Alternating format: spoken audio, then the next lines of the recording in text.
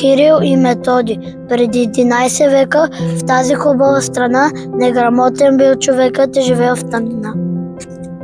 Всяко българче тогава не разбирало от чет му, имали сме си държава, но сме нямали писмо. Хората били невежи, прости, хората били стари дявци младежи, да се учат не могли. В Солуния живели две добри деца. Тогава сте играели, но учели и не плачели на глас. Ето, всичко ще изке. Татко им се казва Лъв, а майка си Мария носили славянска кръв. Те са Кирил и Методий, изворна светлина на сладянските народи, те ни дали книжнина.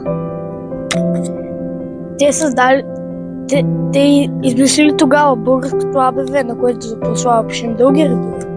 Щит празник на българската писменост и култура.